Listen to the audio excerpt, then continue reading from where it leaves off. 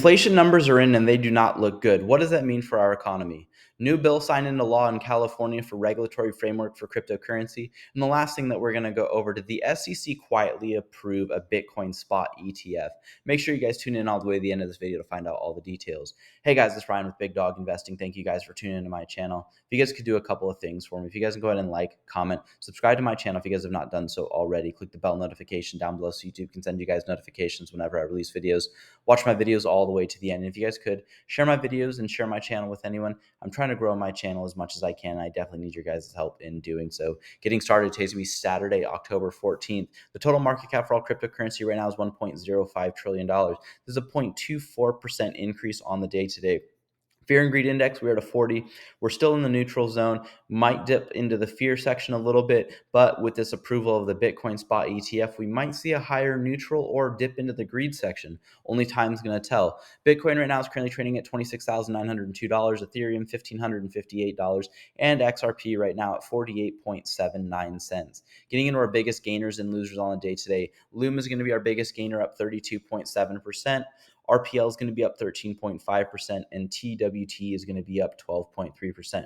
Biggest losers on the day today, we got BGB down 2.1%, and then we got XRD and then SUI are both going to be down 1.9%. Now, I know Loom looks like a good buy. Again, no financial advice. But I did see a report that 6 cryptocurrency wallets own the majority of the Loom token. Up right now, 32.7% on the day, 104 on the week, and then 713% on the month. So a lot of these people got into Loom early, got in around 4 cents. And if you only have a limited number of wallets, and if they decide to sell the majority of the tokens, it's going to crash the price of the token. So do with what you guys will. I will not be getting into Loom. Again, I'm not a financial advisor. So again, do your guys' own independent research. But if they got in at 4 cents right now, they're up 7% or 7 times their money right now. So if they put in $100, they're at $700. But a lot of these people who put in a lot of money into these tokens, say they put in $100,000 right now, their $100,000 is looking like $700,000.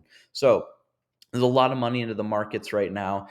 So again, be cautious whenever you guys see coins go up drastically like this. We could see a price drop. But we could also see it keep on going up. So do what you guys will. Getting into our news though, right here. Good morning, everyone. September's PPI inflation just dropped and it's not good. PPI unexpectedly rose to 2.2% versus the 1.6 that was expected. This is the highest since April of 2023. Again, it's not that far away in months. It's not years. It's been the highest it's ever been. But again, it's still not looking good. Our Fed keeps on saying that they've got inflation under control. Obviously, it shows that we do not have this under control. Our Fed Chair Jerome Powell did announce that we could see a couple more rate hikes before the end of the year. Obviously, with this PPI inflation number right here, higher than expected, I do see us having another rate hike or 2 rate hikes before the end of the year. Again, this is going to hurt our economy. So right now we have to figure out what we're going to be doing with this. This is going to be hurting a lot of home buyers because interest rates are going to rise. And then also people who are going to be going out looking for cars too. Those are going to hurt those individuals also. A reporter did ask the press secretary, said that the budget deficit totaled 1.7 trillion, which is an increase of 300 billion from last year. Why did the deficit increase if the US economy is doing so well? Our press secretary says that the president has done record amount of work in reducing the deficit. Obviously, the deficit was not reduced. We're up another 300 billion from last year. They keep on saying that they're reducing the deficit or they're doing record work or things are historical, stuff like that. They're making these big words or enunciating things that they're doing. But obviously, it's not showing. Our economy is hurting. Our people in America are hurting, and people around the world are hurting also. Our press secretary also said that, she was going around asking questions from people, and a reporter says, "You haven't called on me in 2 seasons, Karine." Karine responds, "I'm not calling on you today." And the reporter says, "You should be ashamed of that. That shows disrespect to a free and independent media." So again, this just shows our elected officials, and then also people are hired by our elected officials to do a job, pick and choose who they want to ask questions to, and again, how we see or interpret our media. Because if he has a good question and she's not getting asked that question, she's not going to be able to answer that for people who want to listen into those organizations. John Fetterman, who's a senator, says completely ironically, America is not sending their best and brightest, to Washington, D.C. And he did say this on a late night show. Could be a skit, could be a joke, but obviously, it kind of shows. Unfortunately, he did suffer a stroke, though, so it's not against him. But, people have to be competent when they come into a position of power. Also, he had, wearing hoodies and basketball shorts into a lot of the senators' chambers. He was told that he had to stay outside when he voted. They decided to get rid of the dress code. They reinstated the dress code due to the backlash of people showing up in robes and stuff like that. But again, they're not America's not sending their best and brightest into Washington, D.C. And again, these are the people who make the decisions for us, our economy, and then our best interests overall as the United States. U.S. Senator Bob Menendez, Democrat out of New Jersey, has been charged with acting as a foreign agent. We did talk about him in a previous video where he did receive a bunch of money and gold bars in exchange for doing a couple of deals and stuff like that. So, again, we're not sending our best and brightest in. The hedge funds to get a new SEC rule for reporting short sales. The SEC is set to finalize new rules today. If these individuals like hedge funds want to short stocks or short anything, they have like a 15-minute window, is what one of the reports was saying, that they have to report that they're going to be doing that, or 15 minutes after the deal was already done or they initiated the deal. This is really good in my opinion. This comes 2 years after the GameStop short squeeze saga. We saw this in the housing market. If you guys watched the movie The Big Short, stuff like that. It's really interesting to see that, the SEC is finally going to be doing this. United Auto Workers have shut down Ford's biggest plant globally in Kentucky, with 8,700 union members going on strike. Ford responded by saying that they're going to increase and give raises to a raise of offer of 23% of whatever they're making. So if they're making $100 an hour, they're now going to make $123 an hour, which is really, in my opinion, a good, nice raise. We need to see raises across the board, especially with how much prices have increased for gas, groceries, also housing and stuff like that. Robert F. Kennedy Jr., we talked about, now is going to be running as an independent. He gave his first campaign ad. If you guys want to watch it, it's going to be down below in the comments with everything else. It was a really interesting little thing. He's talking about putting it into Super Bowl commercials. The IRS has stated that from 2004 to 2013, Microsoft underpaid its taxes by $28.9 billion. So Microsoft is going to be required to pay $28.9 billion back to the federal government. But in my opinion, from 2004 to 2013, that was 10 years ago. 10 years ago from the last report where they're not paying, almost 20 years ago from the previous, from 2004. In my opinion, this is completely ridiculous. If I didn't pay my taxes for like a year, I'd get IRS letters, maybe a lien on my house, possible jail time, stuff like that. But these big companies can get away without paying for over 20 something years and owe $28.9 billion in taxes. Getting into our Watcher Guru news, though, U.S. debt rose by $1.2 billion per hour for the last 19 days. In my opinion, that's a great income. Again, but this is a debt right now that keeps on getting added on to our economy and our government as a whole. So whoever owns our debt is getting a $1.2 billion payment every single hour, just adding to that debt. We're going to talk about more about the Sam Bankman-Fried trial in another video. I'm going to do a solo video dedicated to it because there's a lot of information, and the trial's still going on, so we'll talk about it later. But delisting Binance from reports, trying to keep Bitcoin under $20,000. There's several other things that are going on. U.S. inflation remains at 3.7%, higher than expectations. Genesis broker to halt withdrawals. Remember, make sure you guys use good cryptocurrency exchange. Do your guys' due diligence. Never thought we'd see Bitcoin and Ethereum go added at Twitter. So so this is where the logo comes from. We're an empty wallet. It's kind of just a funny remark that they did. SEC will not appeal Grayscale's decision for Bitcoin spot ETF. We'll talk about that more in detail in a second. And then Bitcoin ETFs now have a 90% chance of being approved by Bloomberg. California Governor Gavin Newsom signs law to regulate crypto in state. We actually have the bill laid out in another section of this video that we'll go over. Ferrari begins accepting crypto payments for its cars. So that's some good news. Again, more adoption globally and more adoption with businesses that are going to be accepting crypto payments. And then again, if these people want to accept crypto, they can now in turn change crypto right back into whatever dollar amount, whether it's USD, whether they choose to do it in the peso, the ruble, whatever. MetaMask has been removed from the Apple Store. Again, this was a lot of reports going on, and then they actually reinstated it right away after a couple of hours.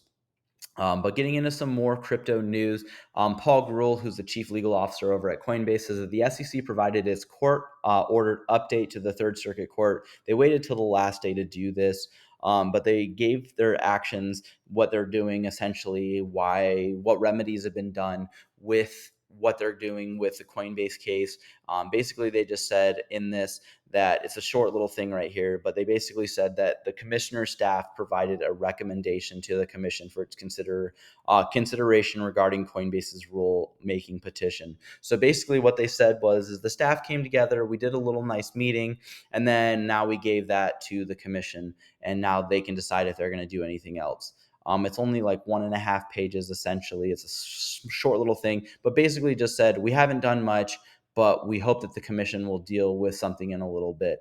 In my opinion, this is a huge slap in the face. Paul Grewal says, we're grateful that the court ordered inspired this small step, but a formal public answer to the petition is long overdue. And given their ongoing enforcement campaign against crypto, the SEC should at least tell the court its timeline for the decision. No more kicking the can down the road. And then Crypto Hat says, how in the F is the due process under the law? And he says it isn't. In my opinion, again, this is a slap in the face. They're just saying, oh, we tried, but we haven't officially come up with anything yet. But Coinbase did file their response to the SEC's update, basically saying that they didn't do much. We respectfully request an order of the SEC to act on Coinbase's rulemaking petition within 30 days. We appreciate the court's careful consideration on this matter. Again, the SEC's was about page and a half, and Coinbase's is like 9 pages.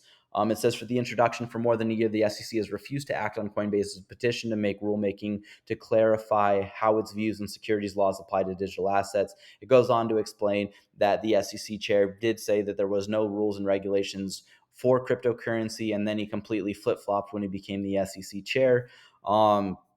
And then down towards the end, they are asking the courts, again, the 30 days to write and issue a writ of Mirandus directing the SEC to act on Coinbase's rulemaking petition. So hopefully we'll see something within the next 30 days from the courts requiring the SEC to do something. House Oversight Committee, James Comer threatened subpoena power over Gary Gensler. He's been saying this a couple of times, and a couple others too have been saying that they need to actually act and do something. But Comer does actually cite a law. It says Comer cites Section 24G of the Securities Exchange Act, which says nothing authorizes the commission to withhold information from Congress, which they've been doing a lot with. So we'll see Gary Gensler actually have to testify and actually give the information to Congress so that we can see some sort of regulatory framework for the United States. But we did see something out of California, at least. From 2 days ago, Charles says that we have yet to provide any evidence that someone in Ethereum circle bribed or convinced someone in the SEC to go after Ripple and XRP. So I watched this whole video. And in this video, he basically talks about ETHgate, but he just calls it Ethgate. And he says that there's no evidence that supports this claim, basically, and there's nothing wrong with it, essentially, because he just says that the SEC didn't really, there's no evidence to prove that the SEC was doing anything, and that people go to whatever powerful people to produce information and try to get a one step above for whatever business they own. And again, 2.5, almost 3 year lawsuit going on with Ripple versus the SEC. Ethereum did very well. Again, if you guys know anything about Bill Hinman, Jay Clayton, they were at the SEC and they started the whole ETHgate thing with the Ethereum free pass speech and then the lawsuit right before they left. Moving on, though, XDC developer explains that judging growth on price is misleading when comparing networks. Stop focusing on supply and its price for market. And price, it's about market cap. Price is relative, but market cap is not. So if you're worried about whatever the price of the cryptocurrency is, you can't worry about the price. You need to worry about the market cap because it's absolute. He's pretty well known in the cryptocurrency space, mainly a huge XDC guy. But in my opinion, it's both. It's the price of the coin, also what is the market cap, and also the circulating supply, because you have to have liquidity in the market. Because the market cap of something can be super super high if you sell one coin at $1, and there's a million coins, and the market cap is going to be $1 million, even though that there's only $1 into the system. You're not going to be able to sell all of those coins. So there's a lot more that goes into it. But if you guys want to watch this interview, it's 11 minutes and 49 seconds. Crypto Tease is one of the ones that's talking and asking questions about this. I've been in a couple crypto spaces with him on X. Eleanor Charette says that the SEC has until midnight, this was on October 13th, to appeal the grayscale decision. If they don't, then they have 7 days from now from the case will be closed, and grayscale can start working with the SEC staff to get the process or approval rolling. Note, grayscale would work with the SEC department on this corporation finance and trading in markets. So they did not decide to appeal this. So right here it says that the SEC decides that they're not going to appeal the grayscale ruling. Now we have 7 days essentially to figure out if what they're going to come up with for a Bitcoin spot ETF approval. Again, Grayscale doesn't get to formally do this. They have to work with the SEC, and then now BlackRock and Citadel and some other places are going to get into the Bitcoin spot ETFs. They're going to all file applications, or they already have filed applications. They just have to get approved. California Governor Gavin Newsom has signed a law to create regulatory framework for digital assets in California. In my opinion, this is really good because we're finally seeing some sort of framework, especially before the Bitcoin halving cycle in 2024. He says, I am signing Assembly Bill 39, which establishes the Digital Financial Assets Law beginning July 1st, 2025. This bill requires the Department of Financial Protection and Innovation to create a robust regulatory framework, including license and enforcement authority for certain crypto activities. Implementation of this bill approximately provides DFPI with rule-making authority and an 18-month implementation date to ensure that the adoption regulatory framework can be thoughtfully tailored to address the industry trends and mitigate consumer harm. Obviously, we've been asking for this for the last several years. Finally, we're seeing something come out of it. Again, we have to wait till 2025 for it to come out. But Tree News comes out and says U.S. Securities and Exchange Commission will not be appealing the court decision on Grayscale. Jeremy Hogan, who's a huge attorney, says you will probably make a lot of money soon, and I hope you do. But whatever remained pure and true about Bitcoin will soon be gone. Someone tell me how you feel about this. He's just commenting a little bit about what's been going on. He's speculating that the price is going to increase. Put your guys' thoughts down in the comments below. But the Bank of International Settlements discussing how a third-party currency with sufficient liquidity is needed for cross-border payments. What solves this is XRP, and the company that is behind it is Ripple. Moving on, though, Justin MasterCard says that they have successfully trials with CBDC payments. Again, who partnered with MasterCard? Ripple, who uses the XRP token for liquidity, and they use CBDCs. Again, this is going to be just mainly our XRP section, some news. This one was really interesting because this guy posts a lot of different stuff. And I did actually see the Forbes article for this, but it says breaking Warren Buffett, known for his traditional investment strategies, is now diversifying into digital assets with 17.7 trillion ready to be invested. The source did not say that there was 17.7 trillion ready to be invested, but suggests he is eyeing XRP and gold accumulation.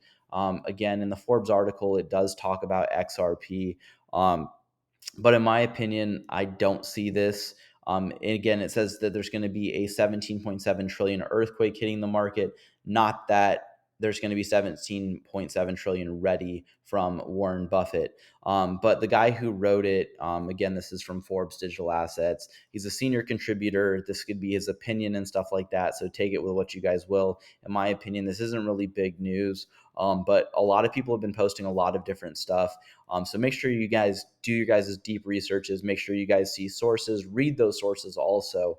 But some interesting news from Lady K. She wanted to kind of highlight some of this stuff because, again, everyone talks about everything that's coming out and is news right now when it's really not news. Sorry, it's taking a little bit. We'll see if this actually pops up. But I'll just talk about it anyway. So basically, Vitalik Buterin came out and said that XRP is a little bit different than Ethereum, and that Ethereum is not as good as XRP in many different ways. let's see, right here, it says XRP is better than Bitcoin, Ethereum founder states. He comes out and says, if you want to think that, if he says, I think you want to use XRP, the chart says XRP/XRP would have the same look. So it's also sound money, but they have better institutional adoption and partnerships. So they are better. So they're better store of value. Again, he's saying this is better than Bitcoin and also Ethereum. And then Lady K points out, did people forget that Buterin also said, we are not the internet of value, that's Ripple. And when he says that's Ripple, that means that it's XRP. I don't know why all of these are now taking forever. But boom, July 2023, David Schwartz says tokenizing on the XRP ledgers will start within a year and a half. So that would bring it into 2025. I don't understand. Sorry, guys. This is news to me right now what's going on with my internet, but hopefully the video is still good. We'll finish up here in just a second. Got a couple more articles I want to share really quick. Let's just refresh these.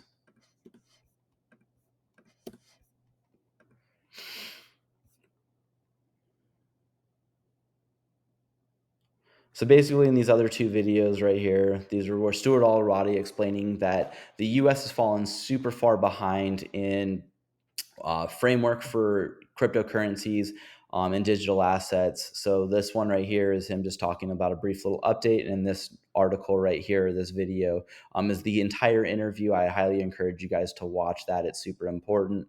Zach Rector says that something about the Polo, which is one of the countries that did a stable coin on the XRP ledger, and it did very well. They successfully completed that and it did well. So again, people can use this as a trial. And then the last one right here,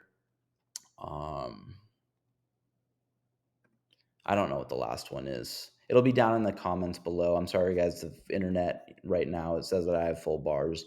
But make sure you guys tune into my next video. We'll talk about what's been going on with the Sam Bankman-Fried trial. Sorry, guys. Again, if you guys can't invest with a big dog, stay on the porch. Thank you, guys, and have a good one.